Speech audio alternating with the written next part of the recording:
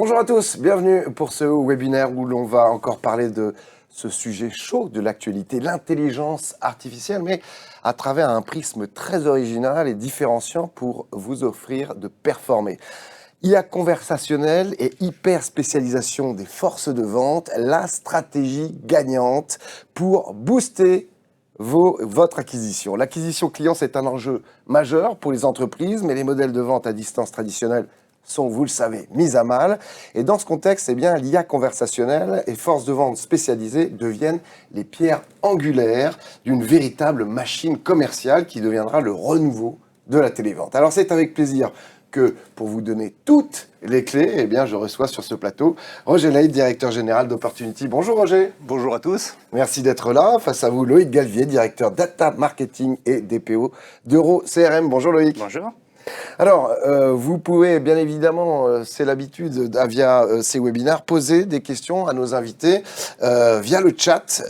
Roger et Loïc prendront le temps à la fin de cet entretien pour y répondre bien évidemment. Roger, déjà quelques mots pour ceux qui ne vous connaissent pas, ils sont rares, mais il y en a encore un ou deux qui ne connaissent pas Opportunity. Non, je crois qu'il y aura encore pas mal de gens qui ne nous connaissent pas, mais donc Opportunity, on est une société, on est éditeur de logiciels, donc on édite des solutions, notamment une plateforme SaaS, et on utilise beaucoup l'intelligence artificielle, dont on va beaucoup parler aujourd'hui, enfin en tous les cas, qui va être un fil rouge de notre débat. On fait quoi? En fait, on fait des solutions qui permettent de simplifier, d'automatiser et de fluidifier les parcours clients, que ce soit au niveau de l'acquisition, donc on va parler de ce sujet aujourd'hui, donc générer des leads, faire de l'upsell, que ce soit au niveau de la relation client, donc aider les services clients, les téléconseillers, les gens dans les magasins, à automatiser, à les aider à travailler, les assister avec du digital. Une partie sur le marketing automation, promouvoir, pouvoir toucher des cibles, promouvoir des offres, etc. Et enfin, on fait aussi du recouvrement digital, donc tout ce qui va permettre de relancer les clients en situation d'impayé de manière soft et de manière automatisée avec les canaux digitaux. Voilà. Rendre la vie plus facile. Voilà, l'idée c'est de rendre la vie des conseillers et du personnel en contact avec le client plus facile, et puis de manière générale, pouvoir automatiser tout ce qui peut l'être, mais tout en personnalisant la relation. Voilà. Loïc, EuroCRM et ses solutions alors? EuroCRM, c'est un acteur de la relation client externalisée. On est plutôt situé dans le middle market de ce marché. Et on a 3 métiers complémentaires qui permettent d'adresser à peu près tous les enjeux de développement de nos clients. Donc, une grosse activité data marketing qui date d'il y a à peu près 6 ans maintenant, donc, depuis l'entrée en application du RGPD. Donc, ça consiste à toutes les activités de location de données, de génération de leads, et puis tout nouvellement l'activation des canaux conversationnels, notamment sur WhatsApp ou les campagnes RCS. Une très grosse partie également sur la distribution d'offres par téléphone et donc la vente à distance. Et enfin, toutes les activités classiques de relations clients, donc le service client, l'assistance technique, la modération, la prise de commande, etc. Alors, messieurs, bien évidemment, il y a des synergies entre vous, entre Opportunity et EuroCRM. Est-ce qu'on peut les détailler?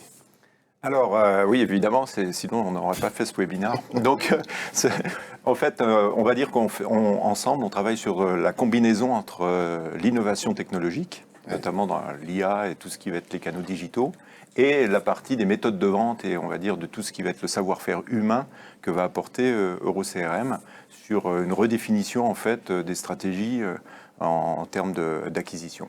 Donc c'est la fusion de ces deux choses-là, la combinatoire entre la technologie et le savoir-faire humain de la télévente et de l'acquisition à distance, qu'on essaye de bonifier au maximum pour avoir un processus qui soit le plus efficace possible et puis qu'on va essayer de vous décrire. Voilà. Parce qu'on est sur un marché avec des logiques qui évoluent très très fortement. Donc on a d'un côté le marché de la télévente qui se transforme, on ne va pas dire qu'il est mort, mais en tout cas qui se transforme. On a le marché de la génération de leads traditionnelle qui se transforme également. Et donc là, il n'est plus vraiment question de faire l'un ou l'autre, c'est plutôt la combinaison des deux. C'est pour ça qu'on se retrouve bien avec Opportunity sur un certain nombre d'opérations clients. Enfin, déjà, si on parle ensemble, c'est parce qu'on travaille sur des cas d'usage communs. C'est vraiment la réunion des deux qui permet de maîtriser complètement tout le process de la collecte jusqu'à la conversion. Et puis on introduit à chacune de ces étapes l'intelligence artificielle, donc il y a un peu qui est déjà la thématique du webinaire, mais enfin qui est vraiment la façon de réunir à la fois la technologie et la data, et puis la performance des forces de vente. Ça va être intéressant de le préciser. Si vous nous rejoignez seulement, vous êtes un tout petit peu en retard, mais vous n'avez pas encore raté l'essentiel. Vous pouvez poser vos questions via le chat. On y répondra à l'issue de ce webinaire. Alors, on va évoquer le marché actuel de la génération de leads qui ne répond plus aux attentes de donneurs d'ordre. Vous parlez de nouvelle ère. Ça fait écho à ce que beaucoup d'acteurs du marché disent à propos de la télévente. Est-ce que finalement la télévente classique est morte? Alors, elle est morte. La télévente classique, c'est les approches traditionnelles, comme tous les métiers en fait, mais en particulier sur la partie de la télévente. Il y a des évolutions technologiques et des évolutions de process, des évolutions de réglementation qui font que, évidemment, il y a un changement profond et qu'on ne peut plus aborder. Les méthodologies traditionnelles qu'on utilisait encore il y a quelques années, elles commencent à être has-been, elles n'ont plus d'effet. Alors, qu'est-ce qui se passe? C'est d'une part, il y a des changements importants. En tant que consommateur, on est les premiers acteurs là-dessus. Changement d'habitude, changement en fait de mode de consommation et de mode de prise d'information, on va dire. Donc, très concrètement, on sait le poids des réseaux sociaux qui est bien plus important que par le passé sur l'acquisition client. De la même manière, le email qui a tendance à perdre un petit peu en termes de performance. Une tendance aussi des clients à être de plus en plus sensibles à tout ce qui va être le spamming, qu'il soit digital ou qu'il soit vocal.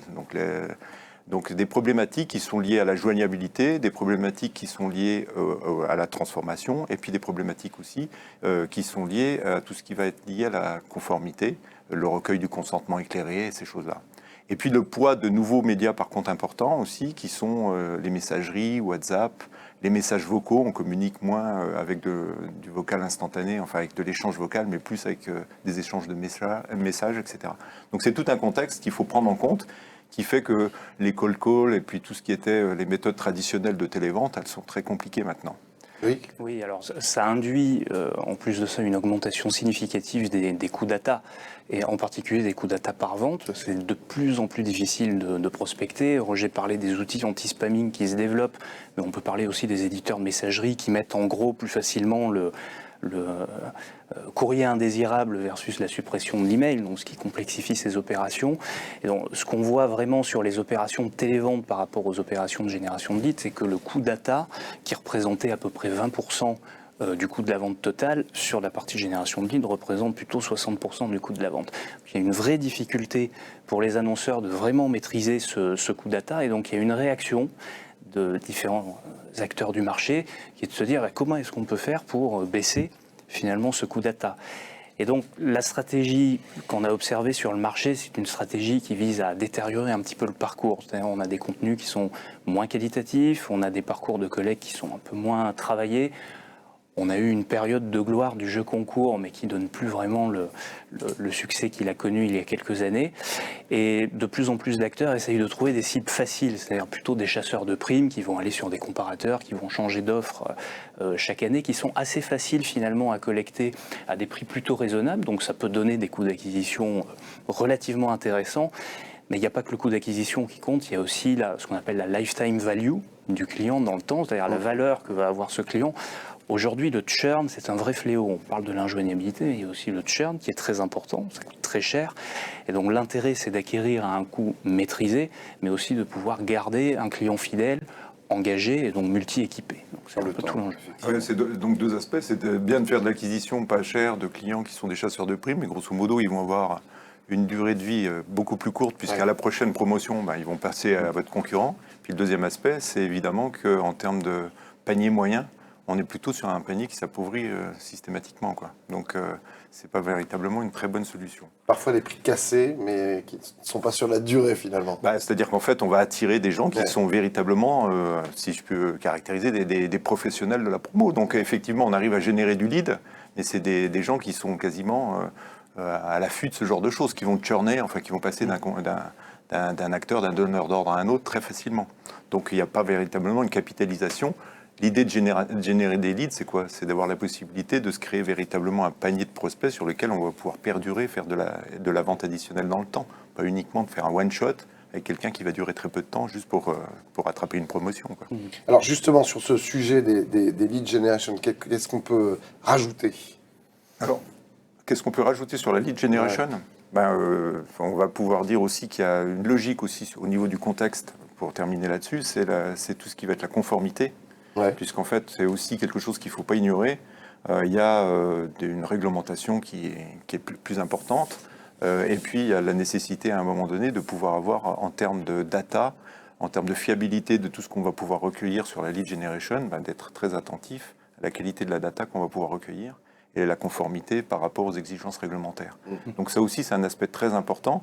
Et le fait qu'on soit sur une bataille sur les coûts en termes d'acquisition fait qu'aussi, il y a des générations de certains leads qui ne sont pas ultra conformes ou ultra compliant en fait, par rapport aux usages sur lesquels ils sont dédiés pour les donneurs d'ordre. Alors il y a un certain nombre de bonnes pratiques effectivement qu'on peut mettre en place. Ce qu'on a fait avec Opportunity, c'est quand même de mettre en place un dispositif qui est complètement industriel. Parce que c'est pas le tout de coller des bonnes pratiques, encore faut-il les orchestrer. Et c'est vrai, vraiment la réponse qu'on apporte ici, c'est l'enjeu pour les principales marques de maîtriser le coût data, parce que c'est pas le tout d'acquérir plus cher. La productivité, enfin les gains de productivité que vous pouvez avoir sur le call sont assez peu compensés par l'inflation du coût data. Donc le principe du dispositif qu'on met en place avec Opportunity, c'est de maîtriser les volumes, les coûts, la qualité et la conformité, parce que ça reste important, et tout ça avec un peu d'IA. C'est intéressant d'échanger là-dessus. Donc, cette lead generation, ensuite, il faut une conversion. C'est ce qu'on appelle la conversion, c'est ça? Alors, il faut qu'elle soit faite... Pour aller déjà, il y a 3 étapes dans la stratégie. Je crois qu'on a une slide qui donne un peu les éléments. Donc le process industriel, on va dire, qui mêle la technologie et les process, ce qu'évoquait Loïc, en fait, c'est classiquement autour de trois grandes étapes, on va dire. La première, c'est réussir sa lead generation, on va y venir. La deuxième, c'est effectivement traiter efficacement les leads qu'on a générés et les convertir. Et puis enfin, c'est garantir la qualité, la conformité des ventes. Alors, sur ce partant-là, donc la première chose à faire, c'est réussir son ciblage, en fait. Donc sur la partie du ciblage, en fait, on va pas passer énormément de temps sur ce thème-là. En fait, la grande différence, c'est quoi? C'est qu'il y a un certain nombre... Ce qu'il faut, c'est être en capacité de connaître l'audience en fait, que l'on veut cibler, ceux qui vont être les clients qui vont être susceptibles d'être intéressés par l'offre. Sur ce, évidemment, il y a parmi toutes les réflexions de ciblage et des critères qu'il faut pouvoir prendre en compte, il y a tous ceux qu'on peut trouver sur les médias, les réseaux sociaux. Donc sur les réseaux sociaux, on va dire que vous avez tout ce qui tourne autour de Meta, de Facebook, et plutôt qui sait qui vous êtes. Donc en fait, on va pouvoir prendre du coup en référence avec les cibles, les typologies de clients que notre donneur d'ordre a, etc. Avoir tous les critères qui sont susceptibles d'être pertinents en fait pour caractériser en fait le profil de la cible en tant que telle, des gens qu'on va aller chercher. On a plutôt côté Google, on va dire plutôt qu'est-ce qu'il veut. Bon, on va être sur de la publicité, donc en fait, contrairement à Facebook, on est plutôt sur ce qu'il est. Là, on est plutôt sur qu'est-ce qu'il voudrait. Donc, les mots-clés, qu'est-ce qu'on va pouvoir le proposer. C'est plutôt un contenu plus publicitaire. Et c'est un peu la même chose sur TikTok. Voilà. Donc, il y a l'utilisation des réseaux sociaux et des critères qui est absolument importante. Mais il ne faut pas oublier non plus, Loïc peut peut-être en parler un peu, qu'il y a d'autres canaux qui permettent de recueillir... de la data et de qualifier en fait les bases prospects.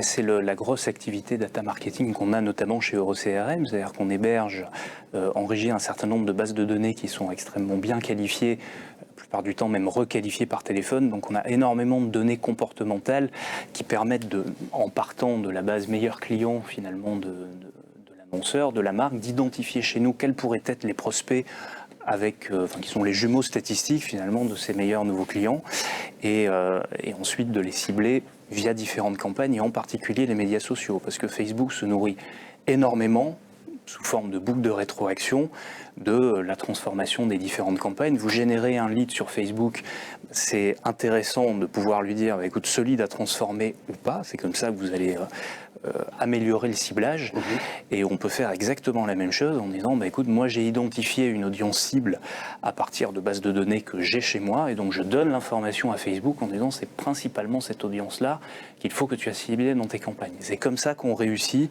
le ciblage. Donc c'est vraiment une action conjointe entre le savoir-faire d'Opportunity en matière de ciblage directement sur les réseaux sociaux et d'exploitation des données massives qu'on y trouve, et la partie data marketing qu'on a chez EuroCRM. Réellement un duo en fait là, qui est mis en place. C'est un duo logique, d'autant qu'on parle là de la capacité à générer des data, des leads, etc. sur la partie génération de leads, mais il y a des aspects de coût derrière aussi qui sont extrêmement importants. Donc c'est la combinatoire en fait entre les différents médias, les différents réseaux sociaux, les bases de données qu'on peut avoir, sur lesquelles on va chercher une optimisation des coûts, puisque en fait, systématiquement, il va falloir faire des campagnes et faire de l'investissement pour générer un certain nombre de leads. Donc c'est cette combinatoire qui permet d'avoir les meilleurs résultats. Et puis évidemment, elle est un peu auto-entreprenante, si je puis dire, parce que là, c'est un des premiers termes de l'IA, c'est qu'on a une capacité, on a travaillé en fait sur l'IA générative qui nous permet justement de pouvoir analyser, on va dire, apprendre, c'est-à-dire d'analyser en fonction des meilleurs réseaux, des meilleurs médias, des meilleurs contenus, en fait le résultat des campagnes et de pouvoir comme ça améliorer en permanence selon des critères qui sont calculés directement par l'intelligence artificielle et nous permettant comme ça de réorienter des campagnes vers les canaux et vers les médias qui sont les plus opérationnels. Parce qu'évidemment, là, l'idée, c'est d'avoir la base de données, de pouvoir générer en fait et d'utiliser les bons médias, mais il y a aussi d'utiliser les bons canaux en termes de pouvoir toucher les clients. Donc que ce soit les canaux traditionnels, l'email, les SMS, etc. Mais aussi beaucoup d'utilisation maintenant de WhatsApp et puis de nouveaux médias comme le RCS, comme les vidéos. Donc d'utiliser une grande richesse en fait en termes de moyens de contact et pas uniquement se limiter sur les aspects assez traditionnels en termes de médias. L'autre aspect, c'est qu'une fois, là on rentre dans la partie qu'on évoquait, c'est d'avoir un processus de captation qui soit vraiment bien structuré, bien fait. Donc là, cette utilisation des différents médias, mais il y a aussi beaucoup de techniques autour des formulaires interactifs, c'est-à-dire la capacité à mettre des annonces, par exemple, sur Facebook ou sur Google Ads, et puis derrière de mettre directement des chatbots ou des formulaires interactifs dans lesquels, on pourra peut-être y venir un peu, on met beaucoup de tests de data quality, d'optimisation des formulaires, etc., nous permettant de recueillir des informations complémentaires de manière simple de la part du client pour enrichir et qualifier encore plus la donnée du lead, pour être en capacité à transmettre en fait des informations aux télévendeurs qui soient les plus complètes possibles. Et là, il faut travailler en fait très grande finesse avec pas mal dans le B2C, pas mal d'émotions, d'immédiateté, parce que généralement, le client, il faut qu'il ait un besoin immédiat pour réagir, et donc il faut lui faciliter la tâche pour donner des informations avec des messages simples, des questions simples, et puis le fait de pouvoir directement interagir comme s'il interagissait avec un agent, mais il interagit avec un formulaire intelligent ou un chatbot, quoi, en fait. Une espèce de travail d'orfèvre. Oui, et cet aspect data quality est absolument fondamental, parce que c'est pas parce qu'on diversifie les canaux qu'il faut oublier que l'utilisateur peut renseigner n'importe quoi s'il n'a pas compris la question, ou qu'il peut mal renseigner une information. Ça peut avoir des conséquences importantes sur la conversion et puis le traitement du lead en aval. C'est important de mettre en place des bons tests data quality, d'avoir des bons prestataires. C'est vraiment une spécialité.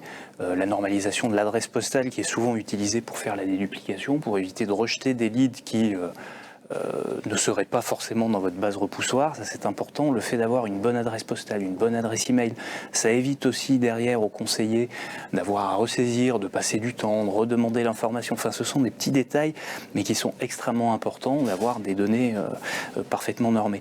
Puis dans le processus de captation, il y a un autre point qui est important, c'est ce qui se passe à la fin du formulaire. Il ne faut pas négliger la fin du formulaire. Déjà, il faut donner déjà l'information sur ce qui va se passer. Pas le tout de dire vous serez rappelé, point. Il faut expliquer qui va vous rappeler, sous combien de temps, qu'est-ce qu'on va faire si vous n'êtes pas, quelles sont les possibilités qui s'offrent à vous si vous n'êtes pas rappelé, si vous ne voyez pas le numéro s'afficher. C'est aussi parfois laisser la possibilité au consommateur de rappeler. Alors ça ne fonctionnera pas dans tous les cas, mais si par exemple vous faites un test d'éligibilité et que vous dites à la personne c'est terminé, vous n'êtes pas éligible, vous allez potentiellement vous couper d'énormément de flux qui peut-être ont mal complété le formulaire. C'est ce qu'on voit énormément dans l'assurance. En faisant de la requalification sur nos calls, on arrive à récupérer en moyenne 20% de personnes qui a priori étaient inéligibles. Donc vraiment la sortie du formulaire, la toute fin, est super importante pour la conversion en aval. D'où l'importance donc des contenus engageants. C'est quoi exactement Ça, c'est les contenus engageants, c'est un peu le b.a.-ba du marketing. C'est-à-dire, si vous n'engagez pas vos prospects, si vous ne proposez pas des contenus intéressants pour ces prospects, même si vous déployez les super stratégies Opportunity et EuroCRM, ça ne fonctionnera pas. Donc, c'est un peu ce que disait Roger en introduction. Si vous êtes sur un marché ultra concurrentiel et que vous proposez 1 euro d'écart entre votre contrat et celui du concurrent, vous allez séduire des chasseurs de prix, mais il y a peu de chances que vous arriviez à engager vraiment des clients fidèles. Donc ça, c'est extrêmement important et l'IA nous a permis de faire quand même un bond. Déjà, dans les propositions de valeur qu'on met en avant, parce que finalement, l'A/B testing, on en fait, mais A/B tester, c'est pas juste tester 2 créas sur un mois. C'est ce que fait d'ailleurs Opportunity, c'est tester parfois 10, 20, 30 créations différentes, et donc là, vous avez forcément de l'apprentissage derrière. Et les méthodes traditionnelles qu'on avait en data mining ne sont pas suffisantes, donc c'est vraiment de l'IA qui va permettre de faire ce travail-là. Et puis il y a l'ultra-personnalisation du message. Vous adressez à quelqu'un, par exemple dans l'assurance, vous pouvez lui dire, écoutez, vous achetez un logement que vous souhaitez faire assurer dans la ville d'Annecy, les Bains par exemple, c'est bien de personnaliser en fonction de là où se trouve la personne, en fonction de son comportement, de ses besoins. Si la personne vient de faire des recherches pour trouver la meilleure offre fibre, vous n'allez pas lui proposer du mobile, vous pouvez le faire en rebond, mais son besoin, c'est pas celui-là. Donc c'est important de personnaliser le contenu en fonction de ces informations. Je vous rappelle que vous pouvez bien évidemment poser des questions via le chat. J'ai Eloïc, on en parlera d'ici 10 minutes, un petit quart d'heure. Voilà, il faut aussi, messieurs, ensuite un traitement optimal des leads et conversions. Il s'agit donc de maximiser la joignabilité des processus rodés grâce à l'intelligence artificielle et une stratégie d'appel qui soit éprouvée. Exact. Alors, finalement, il y a 3 points qui sont importants. Il y a la joignabilité. C'est de plus en plus dur de joindre les gens. Et ça a un vrai impact finalement sur ce qu'on disait en introduction, sur le coût data par vente. Ensuite, il y a un vrai sujet de conversion. J'ai eu la personne, mais encore faut-il la transformer. Et à la fin, il y a un vrai sujet qu'on néglige souvent, qui est la partie multi-équipement, fidélisation et augmentation de la valeur. Donc, le point important sur la joignabilité, on peut peut-être donner quelques astuces, pour le coup très concrètes, sans épiloguer. Ce qui marche bien donc pour optimiser la joignabilité, c'est déjà de bien monitorer toutes les stratégies d'appel. Donc classiquement, ce qu'on va faire, c'est rappeler plusieurs fois par jour sur des créneaux différents. On rappelle parfois 3 ou 4 fois par jour sur des créneaux différents. Ça, c'est une première stratégie. Une deuxième stratégie sur la régionalisation des numéros.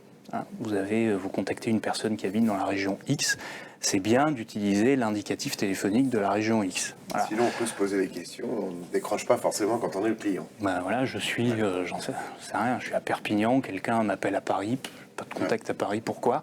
Donc je ne décroche pas. Enfin, il y a un effet psychologique très fort. Alors ensuite, il faut aussi, c'est un point important, surveiller la réputation des numéros avec lesquels vous appelez, parce que on est de plus en plus, les numéros sont de plus en plus soumis aux outils anti-spam, alors qui sont développés par les opérateurs, mais aussi par les constructeurs tels que Samsung. Aujourd'hui, c'est très facile. Vous avez un numéro que vous ne connaissez pas, vous avez juste besoin de cliquer sur un bouton pour dire c'est du spam. Puis vous dites pas je ne connais pas, vous dites c'est du spam. Et donc là automatiquement, après un certain nombre de plaintes, Samsung va vous bloquer. Voilà. Si vous ne pilotez pas ça, vous risquez d'appeler énormément de personnes, mais votre appel ne sera même pas reçu. Voilà. Donc ça c'est important de bien l'avoir en tête. Développer le message vocal, je pense que c'est bien de le systématiser en tout cas. Laisser un message vocal à partir de la 2e ou de la 3e tentative. C'est-à-dire que si on tombe sur des répondeurs, c'est ça ? Oui, si vous tombez sur un répondeur, si vous ne laissez pas de message, la personne va se dire c'était pas important. S'il ne laisse pas de message, c'est que c'est pas important. C'est ce que tout le monde se dit finalement. Donc c'est important d'être professionnel jusqu'au bout et de dire voilà, je vous ai rappelé suite à tel parcours. Et puis il y a un aspect qui est important, c'est de la capacité à pouvoir. En fait, ce qu'il faut de plus en plus, c'est donner une possibilité au client de choisir quand est-ce qu'il doit être rentrant. On peut rentrer en contact avec lui. Donc on a notamment développé des solutions de rendez-vous qui permettent comme ça d'envoyer un message ou d'envoyer un SMS ou autre au prospect, on va dire, au lead, et de pouvoir lui proposer un certain nombre de créneaux auxquels il pourrait être appelé. Et du coup, là, le taux de joignabilité, évidemment, est bien plus important, d'autant qu'on peut le coupler derrière aussi avec un petit SMS de prévenance en lui disant vous allez être appelé à tel créneau par tel numéro. Donc on peut vraiment là avoir un taux de joignabilité qui est vraiment qui est décuplé par rapport à ce qu'on peut trouver dans certaines situations, notamment sur des clients sur lesquels on était en situation injoignable sur les premiers appels. Donc on leur fait cette proposition de pouvoir être appelés. Et ils savent en plus que c'est concrètement avec la personne avec laquelle ils ont pris un rendez-vous qu'ils vont être appelés. Donc là, on est vraiment sur des critères qui sont tout à fait performants en termes de joignabilité. Et il ne faut pas négliger aussi les personnes qui rappellent. C'est-à-dire vous avez votre campagne d'appel sortant. Si vous avez une stratégie d'appel qui est optimisée et que vous laissez votre message vocal, statistiquement, vous avez à peu près 15% des gens qui rappellent. Donc c'est important aussi de systématiser le call blending. Donc le call blending, c'est l'adjonction d'une campagne entrante à une campagne sortante déjà existante pour permettre de récupérer toutes ces personnes qui vous rappellent suite à un appel sortant et si le conseiller qui a appelé est disponible, de tomber sur le même conseiller. Donc ça c'est important de ne pas perdre ce volume. Et je rebondis aussi sur ce que disait Roger, donc on parlait du SMS de prévenance, ça c'est très important, mais on a développé, je pense qu'on n'est pas très nombreux à le faire, Roger, sur le marché, c'est la relance des injoignables via les canaux conversationnels. En fait, c'est vrai que les canaux conversationnels ont ils vont se développer, mais ils ont un peu de mal à se développer, notamment à cause du modèle économique. En tout cas, ils sont très utiles sur la partie relance des injoignables, parce que c'est utile aujourd'hui de savoir pourquoi une personne n'a pas répondu. Soit elle n'a pas reçu l'appel, soit elle ne connaissait pas le numéro, soit elle n'était pas disponible. Donc on lui permet de reprogrammer l'appel. On peut le faire par SMS. C'est aussi simple de le faire via des canaux conversationnels. Mais vous aurez aussi plein de gens qui vont vous dire « je ne souhaitais pas être appelé par téléphone ». Enfin, c'est mon cas, moi personnellement, je fais une demande de crédit, je m'attends à recevoir un moment par mail plusieurs devis à comparer, j'ai pas envie de parler à un conseiller. Alors, je pense que c'est dans l'air du temps. Alors que si vous recevez un message sur WhatsApp ou un RCS, WhatsApp, il y a une contrainte de consentement un peu particulière, mais si vous le faites par exemple en RCS, qui est beaucoup plus simple, vous pouvez assez simplement demander à la personne pourquoi elle n'a pas répondu, et si le motif c'est qu'elle ne souhaitait pas être appelée par téléphone, dans ce cas vous déroulez tout votre parcours web ou alors le script du conseiller directement en conversationnel, vous collectez de l'information. C'est un système d'API via les outils Meta notamment et RCS, donc vous pouvez réinjecter ça directement dans votre CRM.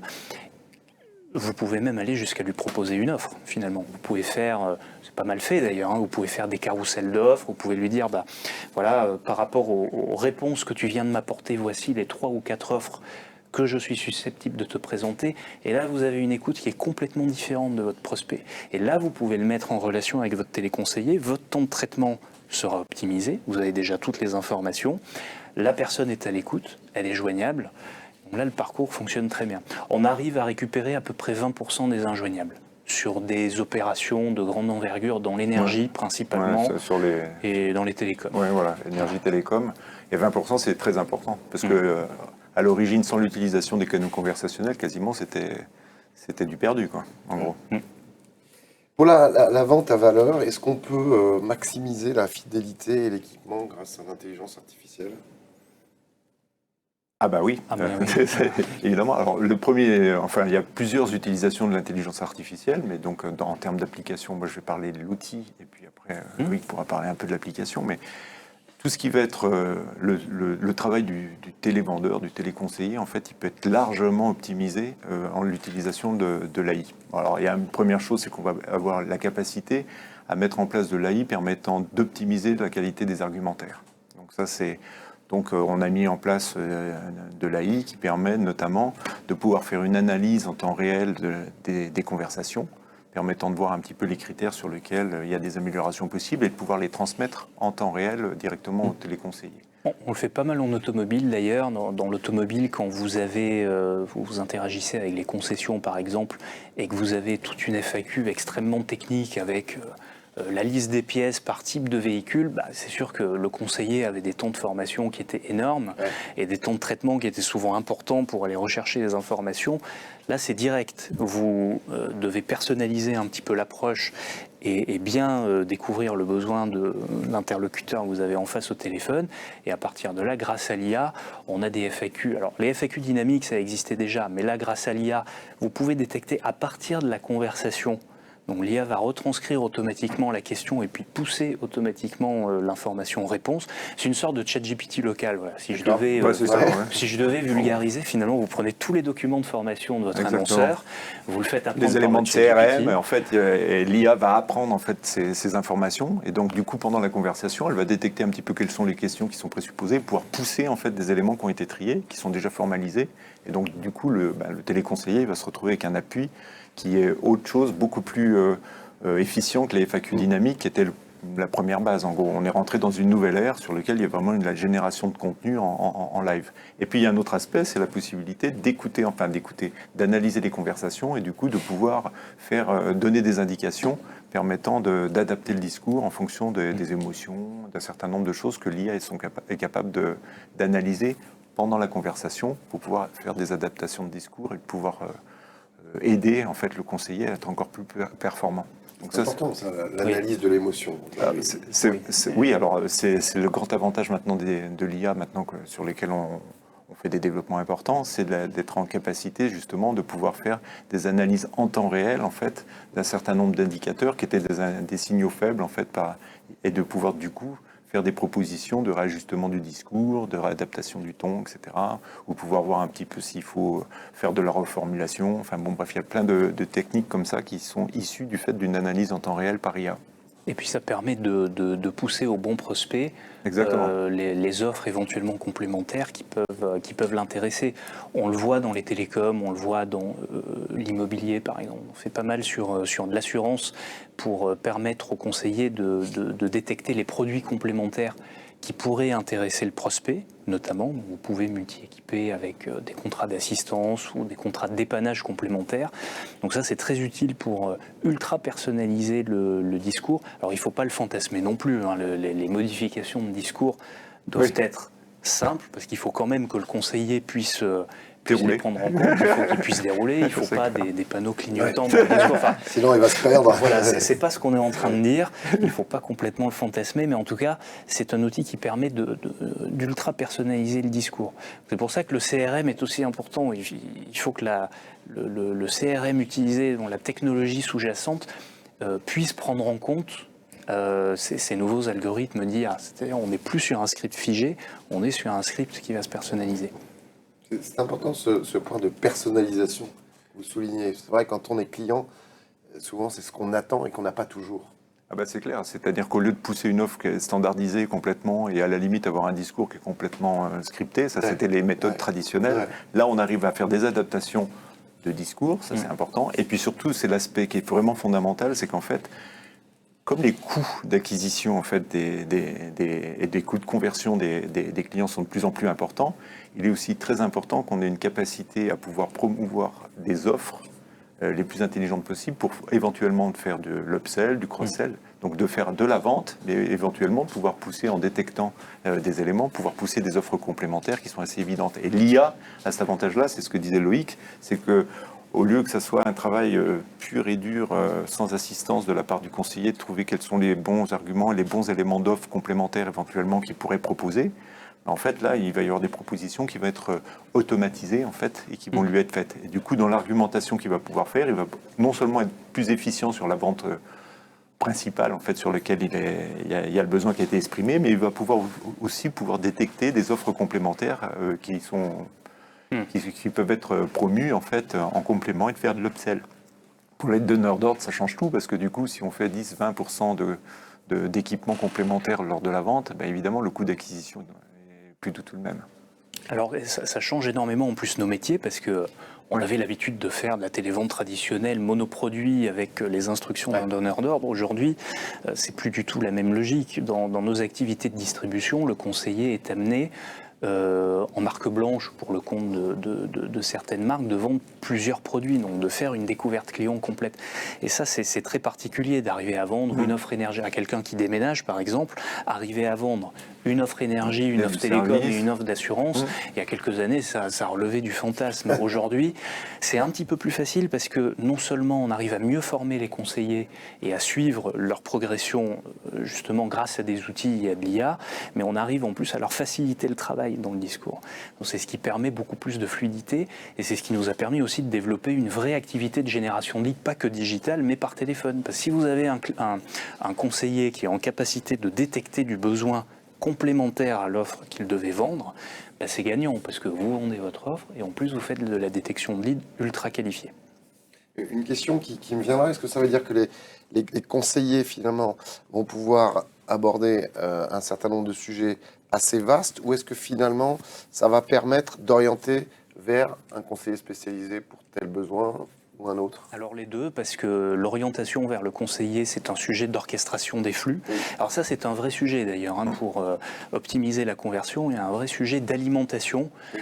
Il faut arriver à correctement dimensionner les équipes par rapport au flux que vous allez recevoir. Il faut savoir que même si vous recevez votre flux, vous avez aussi tous les leads de la veille que vous n'avez pas réussi à joindre. C'est un travail continu entre nous, parce qu'il faut pouvoir effectivement calibrer en fait les flux qu'on va pouvoir passer en temps réel en fonction des capacités de traitement, les réadapter, adapter tout ça.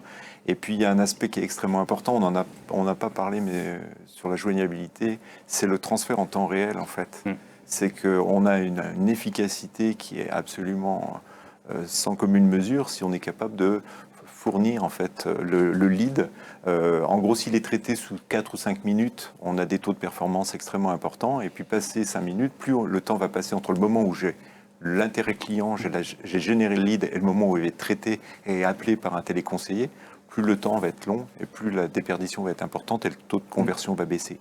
Du coup, ce calibrage en fait des flux sur la capacité de traitement, la capacité à prendre en compte et les leads qui sont générés, c'est un aspect qui est absolument fondamental. D'ailleurs, on estime à peu près, on gagne à peu près 20% de joignabilité sur des leads qui sont appelés en temps réel, immédiatement après, et avec une deuxième tentative d'appel sous 4 minutes. C'est ça vraiment le process qui permet de maximiser la joignabilité. Parce que c'est vraiment ces gains liés à la technologie qui sont un peu au debout, c'est-à-dire la capacité à envoyer des leads très qualifiés, très rapidement en temps réel sur le plateau, ça c'est en amont, et la capacité aussi à pouvoir retraiter grâce aux médias conversationnels des leads qui seraient plus traités parce que grosso modo ils n'ont pas répondu ou qu'ils sont froids, on va dire, c'est-à-dire que ça fait un petit moment qu'on les a mais qu'ils n'ont pas été traités, et de pouvoir les traiter par des canaux digitaux, on va dire, qui ont en termes de coût et en termes d'efficacité sont incomparables avec le reste. Donc c'est vraiment aussi à ces deux aspects-là. Et puis évidemment, il y a le traitement de la conversion lié à la qualité des centres de télévente et des process qui est extrêmement importante. Mais là, quand on regarde 20% de gains là, on parlait tout à l'heure on peut reprendre des anciens et en refaire encore 20 à la fin. On voit que là, on a un d'énormes gains de productivité, d'efficacité lorsqu'on est capable de traiter ces différentes étapes. Il est encore temps de poser vos questions à Roger et Loïc via le chat, 5 petites minutes et on y répond. Alors enfin, justement, dans le cadre de la vérification et la conformité, qualité et conformité des appels et des ventes, quel est finalement l'enjeu, Loïc? L'enjeu, c'est d'avoir des ventes plus conformes et plus qualitatives. Là, au moins, c'est simple. Et c'est vrai que l'IA nous a permis de faire un bond en avant considérable. Je pense que le bond en avant le plus notable, c'est sur la retranscription. On arrive à retranscrire aujourd'hui 100% des appels avec une fiabilité qui est totalement déconcertante. On peut écouter 100% des appels également. Ce qui va permettre de prioriser notamment l'action de nos chargés qualité et formation, c'est-à-dire ils ne vont plus prendre un échantillon de 5% d'appels comme on le faisait avant, ils vont pouvoir se concentrer sur les appels qui potentiellement présentent un risque le plus élevé. L'IA permet de détecter très facilement le respect des mentions légales, donc ça c'est une préoccupation de tous nos annonceurs, surtout dans un contexte où on a une inflation réglementaire parfois difficile à maîtriser, donc c'est extrêmement facile avec l'IA. Ça va permettre de retranscrire, donc ça c'est ce que je disais avant, ça va permettre de générer des rapports qualité de façon totalement automatique. Et surtout, on va pouvoir vérifier que les informations qui étaient renseignées préalablement par le conseiller ont bien été retranscrites dans le CRM. Donc ça permet aussi de fiabiliser la recopie. On diffusait une petite slide illustrative. Voilà, grosso modo, de toute façon, c'est extrêmement simple. C'est de se dire, en fait, on a la possibilité en fait, d'enregistrer, d'analyser la totalité des appels. Et donc d'avoir une grande capacité de voir tout ce qui est complètement compliant, qui respecte l'intégralité de ce qu'on voulait faire, d'éventuellement rejeter les ventes qui sont non conformes, et surtout d'avoir la possibilité de relancer une vente complémentaire ou en tous les cas un échange complémentaire avec le client pour remettre en conformité la vente en tant que telle. Donc là, et ça, on peut le faire de manière automatisée sur 100% en fait des volumes. Donc ça, c'est extrêmement important puisqu'avant, c'était des contrôles qualité qui étaient un petit peu, c'était du carottage en fait sur des échantillons, etc. Donc un niveau de fiabilité qui n'avait rien à voir. Oui, qui rajoutait quelque chose. Oui, sur la partie conformité des ventes, il y a 2 points importants. Alors qui découlent du RGPD, mais c'est là qu'il faut voir aussi l'impact que le RGPD peut avoir sur la conversion et la qualité des ventes. C'est l'information préalable et le consentement. L'information préalable, c'est dire exactement ce que vous faites. Donc il faut être transparent, il faut être loyal, il faut dire qui va vous rappeler, pour quelle finalité. Donc ça c'est extrêmement important et le fait, Roger en parlait au tout début, le fait d'envoyer un SMS une fois que la personne a complété un formulaire en ligne pour dire on vous confirme, vous allez être appelé par les équipes de tel annonceur sous tel délai, c'est très important parce que ça permet à des personnes de vous dire bah non, je ne m'attends pas à être rappelé, n'essayez même pas, ou bien non, je ne suis pas à l'origine de la demande. Donc au-delà du caractère information du prospect qui est purement légal et donc qui coche les cases de la conformité, ça vous permet aussi d'être à peu près assuré que la personne, quand vous la rappelez, sait de quoi vous allez lui parler. On a aujourd'hui beaucoup d'annonceurs encore qui nous disent bah, moi j'essaye d'appeler des leads et puis qui me disent bah, je ne m'attendais pas à être rappelé ou j'ai jamais fait de demande. Ça c'est un vrai problème. Et ensuite il y a un sujet sur le consentement. Alors le consentement, il faut qu'il soit éclairé, il faut qu'il soit univoque, il faut qu'il soit libre. Donc, il y a vraiment des critères très stricts qui entourent sa collecte. Il faut être en mesure de le prouver, ce consentement. Donc c'est pas juste la personne s'est connectée sur mon site web ou sur mon formulaire et donc je produis l'IP, la date de collecte et puis les informations dans ma base de données. Ça ne suffit pas. Les derniers rapports de la CNIL, d'ailleurs les derniers audits l'ont montré. Aujourd'hui, il faut être en capacité d'avoir une preuve matérielle de ce consentement, opposable d'ailleurs aux prospects qui viendraient à se plaindre, mais également pour nos différents annonceurs. Ils le requièrent, c'est devenu une obligation de la part des annonceurs, au-delà d'être une obligation légale. C'est une condition de qualité du dispositif. Donc là, il faut passer par un tiers de confiance. Ça, vous n'avez pas le choix. Vous ne pouvez pas le faire vous-même. Vous ne pouvez pas être jugé partie. Donc, faut que ce soit neutre. Ah bah oui, forcément. Et donc ce tiers de confiance en question, c'est ce qu'on appelle les CMP, les Consent Management Platforms. Ce sont des acteurs qui vont horodater la collecte, qui vont prendre une capture de votre formulaire de collecte et toutes les informations renseignées, plus toutes les métadonnées, et qui vont en plus gérer l'avis de ce consentement. Parce que le consentement peut être retiré à tout moment, les données peuvent être modifiées, etc. Et donc en passant par ce type de plateforme, vous donnez la garantie que le consentement était bien collecté. Et ça présente un enjeu fondamental parce que avoir le consentement, ça vous évite notamment sur les campagnes de prospection de tomber dans les fourches codines des limitations d'appel qu'on connaît. Hein, c'est 4 tentatives maximum par mois. S'il y a une opposition, la fiche est gelée pendant 60 jours. Si vous avez ce consentement, vous pouvez passer outre. Il y a même des secteurs dans lesquels vous ne pouvez plus démarcher. Prenez les travaux par exemple. Je pense que la liste va continuer à s'allonger au fur et à mesure. Vous êtes obligé d'avoir ce consentement. Même dans l'assurance, vous avez parfois des ruptures de parcours. Vous êtes obligé de collecter ce consentement, parfois même d'avoir un double opt-in dans l'assurance, mais de plus en plus dans l'énergie. Donc ça, c'est très important. D'ailleurs, Opportunity travaille sur le consentement vocal. Ça, alors, justement, ouais, j'allais y venir. Donc là, tu as parlé beaucoup du consentement digital, en fait. Et en fait, nous, on a une solution qu'on appelle le contrat vocal à valeur probante. En gros, c'est quoi? C'est la possibilité de recueillir le consentement au niveau du téléphone, au moment où on fait une démarche de prospection, d'avoir la capacité à enregistrer en fait le consentement, comme quoi le client veut bien être argumenté, etc.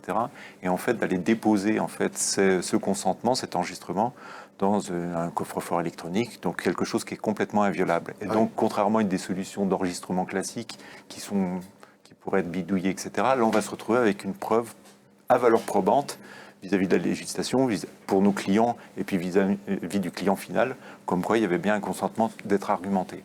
Et évidemment, on peut l'utiliser, cette solution, pour aussi complètement fluidifier, simplifier le processus de vente au téléphone, puisqu'on va pouvoir transformer une conversation de prospection en télévente.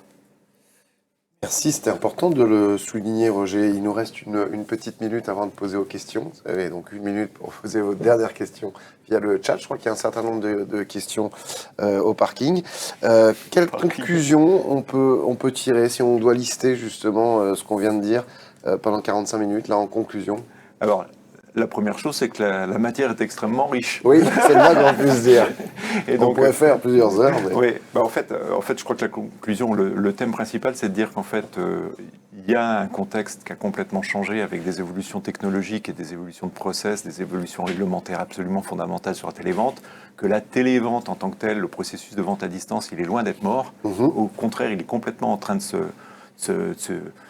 c'est une révolution en cours, une adaptation permanente, on va dire, qui est rendue possible par l'IA, par les technologies, le conversationnel, et puis par le fait de pouvoir optimiser complètement les méthodes de vente chez les professionnels. Ce qu'on cherche à faire, grosso modo, avec EuroCRM, à démontrer dans ce webinaire, c'est en fait que la combinatoire, quand on travaille véritablement de manière très combinée sur ces deux choses-là, on a vraiment la capacité non seulement à retrouver un grand niveau d'efficacité au niveau du processus d'acquisition de manière générale. Donc la télévente, elle est loin d'être morte, mais en plus, on peut même être plus efficient que par le passé, parce qu'on a des outils à disposition et des méthodes à disposition qui sont à la fois innovantes, mais qui permettent d'avoir des processus super fluides, super efficaces. Donc c'est de redonner dans un environnement un petit peu pessimiste par rapport à la profession, à la télévente, le fait de dire que non, il y a énormément de possibilités de booster l'acquisition, et donc à condition de pouvoir s'adapter à ces process. Un rajeunissement de la télévente en quelque sorte, C'est ça, pour conclure. Oui, et puis alors, l'aspect sur lequel je souhaiterais insister, c'est la mise en place d'un process vraiment industriel. Parce que là, on a parlé de beaucoup de choses. Et c'est pas le tout de prendre une petite astuce par-ci, par-là. Il faut vraiment avoir un process industriel pour générer des ventes de qualité. Et après, c'est exactement ce que disait Roger. La clé du succès, c'est la combinaison entre la technologie qui améliore les process et puis l'humain qui est plutôt focalisé sur la valeur et la conversion. Alors nous avons effectivement un parking à question, parking gratuit, et le gardien du parking, c'est Hervé, alias The Voice. Bonjour Alexandre et bonjour à tous. Alors une première question, vous dites faire des tests d'appel jusqu'à 3 ou 4 fois par jour. Comment faites-vous avec la nouvelle réglementation de mars dernier limitant à 4 tentatives par mois? Il n'y a pas d'opt-in. Voilà, si vous êtes limité, c'est que vous n'avez pas d'opt-in. Ça, c'est la première chose. Donc, lorsque vous avez l'opt-in, vous pouvez vous affranchir de ces règles-là. Et après, les règles s'adaptent en fonction de la campagne. Si vous avez l'opt-in, comme on le fait avec Opportunity, en particulier sur des campagnes massives qui nécessitent d'appeler parfois jusqu'à 10 fois ou jusqu'à 12 fois, là, l'opt-in est absolument nécessaire. En fait, pour compléter, c'est que donc, la réglementation, c'est dans le cas où on n'a pas d'opt-in. Donc, il y a des règles claires à respecter, c'est 4 appels maximum, etc.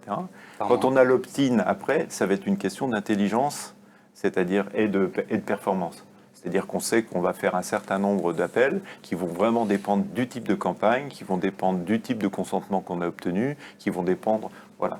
Mais là, on est dans des règles sur lesquelles on peut s'affranchir, et quand on va appeler 4 fois dans la journée, c'est tout à fait possible.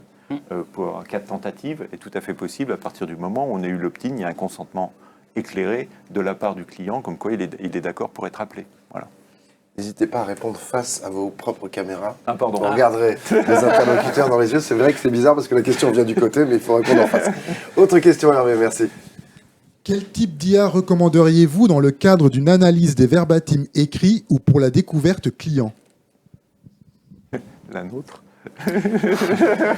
Oui, alors là, je sens la question très technique sur le type d'IA, mais oui, on va répondre celle d'Opportunity. Voilà, non, mais je crois que là-dessus, il faut approfondir un petit peu la question. C'est compliqué de donner une réponse comme ça, directe en plateau. Je vous propose de nous joindre directement et on vous fera une proposition circonstanciée en fonction de ce que vous souhaitez. Bien évidemment, on transmettra, si vous le souhaitez, les coordonnées de nos invités. Parce qu'il y a des niveaux de coûts, ça dépend, ça dépend vraiment de ce que vous voulez adopter. Hors antenne. Autre question. La multicanalité est plus que jamais la démarche optimale dans le contexte actuel. Avez-vous pensé à réadresser le prospect non joint, en l'occurrence sur la plateforme où il a été pêché? C'est-à-dire en termes de retargeting, c'est la question. Bon, évidemment, le thème, je crois qu'on l'a pas mal abordé. En fait, le thème, évidemment, c'est de pouvoir réadresser le client avec le plus de médias possible, en fonction, notamment, on a beaucoup précisé le fait qu'on pouvait le capter, par exemple, par les réseaux sociaux, s'apercevoir qu'on faisait une tentative de pouvoir le rappeler sur la base d'un appel, qu'il ne répondait pas. Donc on allait ensuite utiliser des outils de messagerie ou des canaux digitaux conversationnels, etc. Le thème même un des process clés nous concernant, c'est de pouvoir optimiser tout ça. C'est-à-dire de pouvoir à un moment donné, en fonction du contenu du message, du timing et de la joignabilité du client, de pouvoir optimiser et d'utiliser le plus de canaux possible. Il y a aussi les vidéobots, enfin on a pas mal, on a un panel extrêmement large de médias possibles qui vont comme ça pouvoir nous permettre de diversifier les tentatives pour pouvoir joindre le client sans utiliser systématiquement l'appel, évidemment. Sachant qu'on a beaucoup parlé aussi de B2C, mais il y a aussi le B2B, qui ferait l'objet d'un webinaire à part entière sur... Il y a d'autres caractéristiques. Il y a d'autres caractéristiques sur ces stratégies, mais effectivement, la stratégie qui est déployée dépend aussi énormément de la situation dans laquelle on se trouve, du parcours, de l'offre qui est vendue, du type de prospect. Donc là, on a donné quand même des principes assez généraux, et puis chacune des règles doit être adaptée en fonction de la marque. Est-ce qu'il nous reste des questions, Hervé ? Oui. Alors, avez-vous quelques use cases sur l'apport de cette stratégie dans le cadre d'opérations de prospection B2B, notamment sur le bundle médias sociaux et phoning ? Alors oui, on en a sur la mutuelle santé. Et d'ailleurs, on a fait du B2C et du B2B. Et je pense qu'on a dû appliquer à peu près toutes les stratégies qu'on a évoquées aujourd'hui. Je pense qu'on a même axé presque le webinaire sur ces cas d'usage qui sont un peu B2B et B2C. Évidemment, la logique pour contacter le professionnel est complètement différente. Les métriques qu'on a énoncées au cours du webinaire sont plutôt des métriques B2C. B2C, on ne peut pas trop les reproduire sur le B2B. En tout cas, l'omnicanalité, c'est effectivement aussi une stratégie gagnante. Et l'usage des médias conversationnels a vraiment rebattu les cartes. C'est ce qu'on constate notamment avec nos principaux clients assureurs, notamment, c'est que l'usage croissant de WhatsApp ou des technologies RCS nous a permis de récupérer énormément de prospects injoignables, notamment, et là, dans des proportions beaucoup plus fortes que le particulier. Et la combinaison avec le phoning est forcément gagnante. Roger, Loïc, pour ces solutions éclairantes. On était ravis d'être avec vous sur ce plateau. Merci à vous, bien évidemment, de nous avoir suivis. On se retrouve très vite. En attendant, prenez soin de vous. Ciao.